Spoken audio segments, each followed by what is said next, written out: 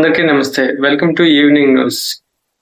మొదటగా కాశీబుగ్గ ఆలయంలో తొక్కిసలాట ఘటనపై రాష్ట్ర ప్రభుత్వం ప్రకటన చేసింది. ఇవాళ ఆలయానికి 15,000 మంది భక్తులు వచ్చారని అధికారులు వెల్లడించారు. రైలింగ్ ఊడిపడడంతో తొక్కిసలాట చోటు చేసుకుందని, ఘటనా స్థలంలో 7 పలాస ఆసుపత్రిలో చికిత్స పొందుతూ 2 ప్రాణాలు కోల్పోయినట్టు తెలిపారు. ఈ ఘటనలో 13 మంది గాయాలు కాగా క్షతగాత్రులను పలాస ఆసుపత్రిలో చికిత్స అందిస్తున్నట్లు వెల్లడించారు.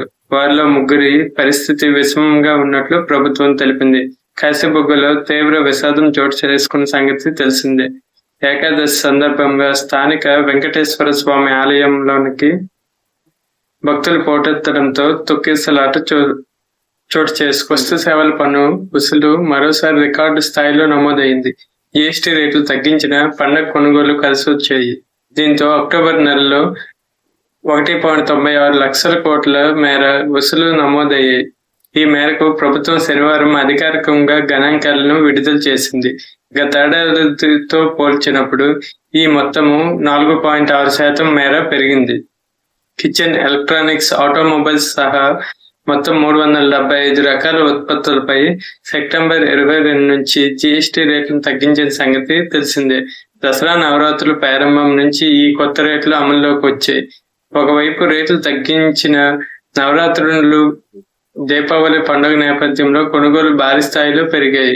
దీపావళికి ముందే జీఎస్టీ రూపంలో శుభవార్త వింటారంటూ ప్రధాని మోడీ తన స్వతంత్ర దినోత్సవ ప్రసంగంలో పేర్కొనడంతో చాలా మంది కొనుగోలుదారులు వాయిదా వేసుకోవడము మరో కారణం.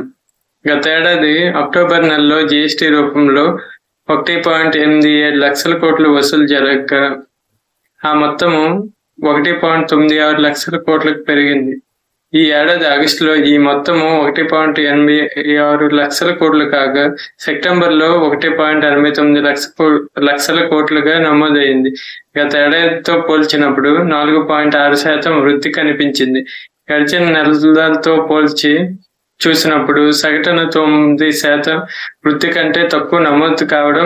నెల మొత్తం వసూల్లో 1.45 లక్షల కోట్లు దేశీయ వినియోగానికి సంబంధించింది కాగా దిగుమతులపై సుంకాల ద్వారా 50,884 కోట్లు సమకూరాయి. జీఎస్టీ రీఫండ్స్ 26,934 కోట్లు మినహాయిస్తే నికర జీఎస్టీ వసూలు 1.69 లక్షల కోట్లుగా నమోదయ్యాయి. ఆలయాల వద్ద భక్తుల రద్దీని క్రమబద్ధీకరించాలి.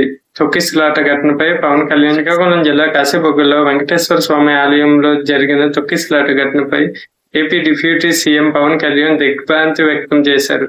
9 మంది భక్తులు మృతి చెందడం దురదృష్టకరమన్నారు. వారిలో చిన్నారి కూడా ఉండడం తీవ్రంగా కలిచివేసిందని చెప్పారు. ఈ ఘటనలో గాయపడిన వారికి మెరుగైన చికిత్స ఉండేలా ప్రభుత్వం అన్ని చర్యలు తీసుకుంటుందని పేర్కొన్నారు. వారు త్వరగా కోలుకోవాలని ఆకాంక్షించారు. మృతి చెందిన వారి కుటుంబాలకు ప్రగాఢ సానుభూతి తెలిపారు. బాధిత కుటుంబాలను ప్రభుత్వం ఆదుకుంటుంది. ప్రైవేట్ వ్యక్తుల నిర్వహణలో ఉన్న ఆలయంలో జరిగిన ఈ ఘటనపై విచారణ చేపడతాం. ఆధ్యాత్మికంగా విశిష్టమైన రోజుల్లో రాష్ట్ర వ్యాప్తంగా ఉన్న ఆలయాల వద్ద యంత్రాంగం భక్తుల రద్దీని క్రమబద్ధీకరించాలి. ఎటువంటి దుర్ఘటనలు జరగకుండా చూడాలి. క్యూ లైన్ల నిర్వహణ పకడ్బందీగా చేపట్టాలి. రద్దీ ఉండే ఆలయాల్లో పోలీసులు బందోబస్తు, మెడికల్ క్యాంపులు ఏర్పాటు చేయాలి అని పవన్ కళ్యాణ్ తెలిపారు. అధ్యాపకురాలి వేధింపులతో డిగ్రీ విద్యార్థి చేసుకోవడం విశాఖలో సంచలనం రేకెత్తింది. ఎంవీపీ పోలీసులు మృతుడి కుటుంబ సభ్యులు తెలిపిన వివరాలు ఇలా ఉన్నాయి. విశాఖ ఎంవీపీ కాలనీ సెక్టర్ 4లో నివాసం ఉంటున్న కోన సాయి తేజ్ సమత కాలేజీలో డిగ్రీ కంప్యూటర్ సైన్స్ తృతీయ సంవత్సరంలో చదువుతున్నాడు. 5వ సెమిస్టర్ పరీక్షలు రాసిన తర్వాత నుంచి అతనికి అధ్యాపకురాల నుంచి వేధింపులు మొదలయ్యాయి. సరిగ్గా మార్కులు వేయకపోవడంతో పాటు రికార్డులు మళ్ళీ రాయిస్తుండడం, సెల్ ఫోన్ లో వాట్సాప్ మెసేజ్లు పెడుతూ వేధింపులకు గురి చేయడంతో తీవ్రంగా మనస్తాపానికే గురయ్యాడు. ఈ విషయాన్ని శుక్రవారం మధ్యాహ్నం తల్లిదండ్రులకు చెప్పడంతో వారి పోలీసులకు ఫిర్యాదు చేయడానికి ఎంవీపీ కాలనీ స్టేషన్ కి వెళ్లారు. అధ్యాపకురాలు పెట్టిన వాట్సాప్ మెసేజ్లు చూపించి ఫిర్యాదు చేశారు.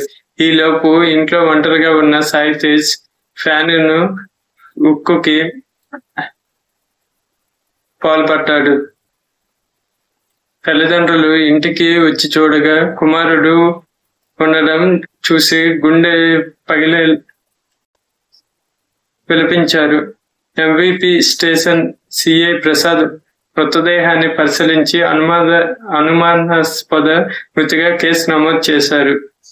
మృతుడు సాయి తేజ్ ఫోన్ స్వాధీనం చేసుకున్న పోలీసులు అధ్యాపకురాలతో జరిగిన వాట్సాప్ సందేశాలు పరిశీలిస్తున్నారు. శైలు చనిపోయినప్పుడు వెళ్ళావు కదా, నేను చనిపోయినప్పుడు వస్తావా? నేను కంప్లైంట్ చేశానని కోపం వచ్చిందా? నువ్వు చేంజ్ అవ్వకపోతే కష్టం.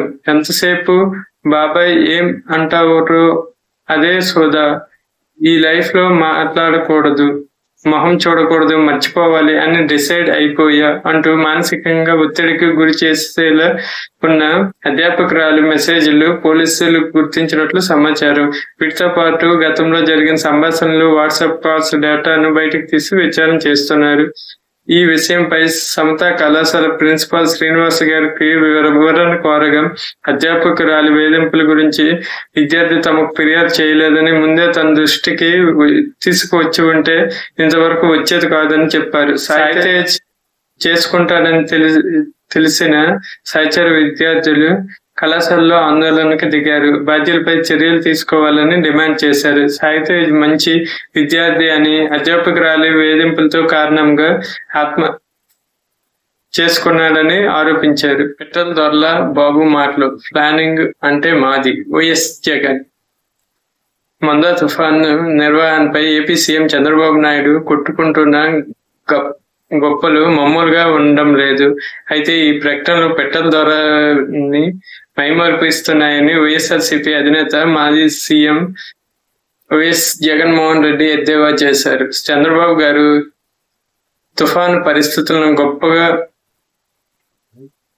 మేనేజ్మెంట్ చేశారంటూ మీకు మీరుగా గొప్పలు చెప్పుకోవడం చూస్తుంటే అవన్నీ పిట్టల దొరల మాటల్లా ఉన్నాయి. తుఫాన్ అయినా, వరదలైనా, కరువైనా ఇలాంటి వైపరీత్యాల వల్ల నష్టపోకుండా రైతుల కుటుంబాలకు శ్రీరామ రక్షణగా భద్రతనిచ్చే ఉచిత పంటల బీమా పథకానికి రద్దు చేయడం బెటర్ మేనేజ్మెంట్ అవుతుందా? మీరు అధికారంలోకి రాగానే ఆ పథకాన్ని ఉద్దేశపూర్వకంగా రద్దు చేసి రైతులు గొంతు కోయడం వాస్తవం కాదా?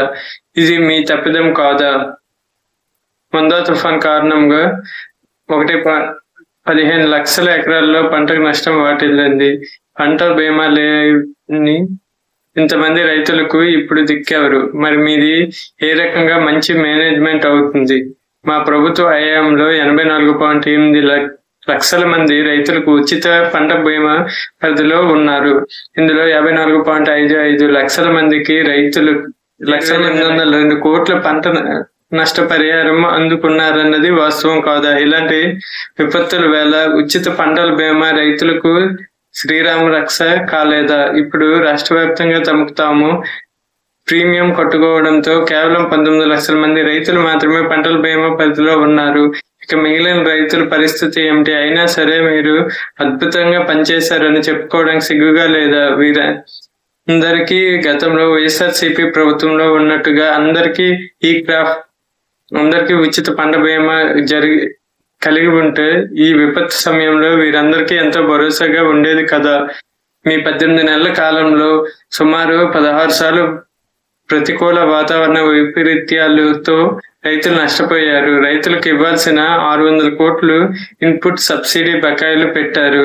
1 పైసా కూడా పంట నష్టం కింద ఇవ్వలేదు. మరి మీరు చేసింది మంచి మేనేజ్మెంట్ ఎలా అవుతుంది అని వైఎస్ జగన్మోహన్ రెడ్డి గారు అన్నారు.